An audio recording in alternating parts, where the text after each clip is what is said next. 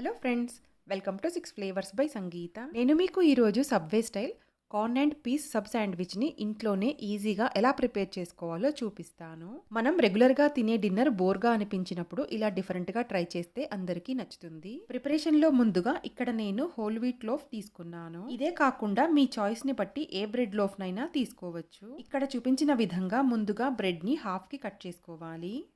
తరువాత మధ్యలో నుంచి కట్ చేసుకోవాలి. కంప్లీట్గా కింది వరకు కట్ చేసుకోకుండా ఇలా కట్ చేసుకుంటే సరిపోతుంది. తరువాత చీజ్ స్లైస్ తీసుకొని ఇక్కడ చూపించిన విధంగా హాఫ్కి కట్ చేసుకొని పెట్టుకోవాలి. కట్ చేసుకున్న చీజ్ స్లైస్ని బ్రెడ్ పై నుంచి ఇలా పెట్టుకోవాలి. తరువాత దీన్ని ప్రీహీటెడ్ అవెన్లో 5 to 10 minutes పాటు హీట్ చేసుకోవాలి. అవెన్ లేనట్లయితే పాన్ పైన పెట్టుకొని లైట్గా వేడి చేసుకుంటే సరిపోతుంది. ఇలా చేయడం వల్ల చీజ్ కొద్దిగా మెల్ట్ అవుతుంది, బ్రెడ్ కూడా సాఫ్ట్గా అవుతుంది. ఇక్కడ నేను టొమాటో, కీరా, క్యాప్సికమ్, ఆనియన్ని ఇలా కట్ చేసుకొని ఉంచుకున్నాను.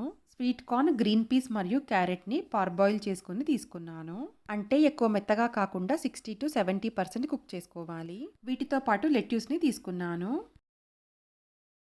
ఒక బౌల్లో 3 టేబుల్ స్పూన్స్ మైనీస్ని వేసుకోవాలి. ఇందులో 1/4 teaspoon black pepper powder, కొద్దిగా సాల్ట్ని యాడ్ చేసుకోవాలి.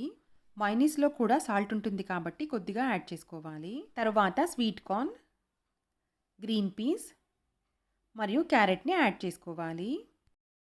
అంతా బాగా కలిసేలాగా మిక్స్ చేసుకొని పక్కన పెట్టుకోవాలి.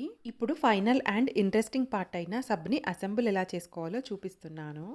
ఇలా ఒక సైడ్న కార్న్ అండ్ పీస్ మిక్చర్ని పెట్టుకోవాలి.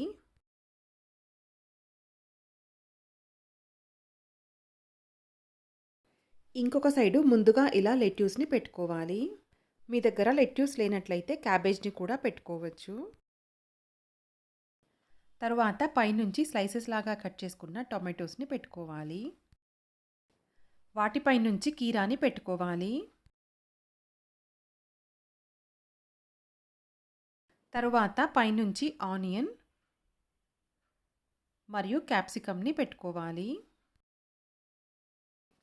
తరువాత అలపినోస్ మరియు ఆలివ్స్ని పెట్టుకోవాలి.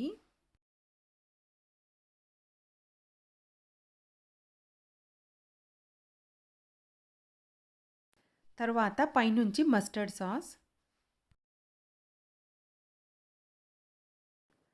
రాంచ్, తందూరి సాస్ని యాడ్ చేస్తున్నాను.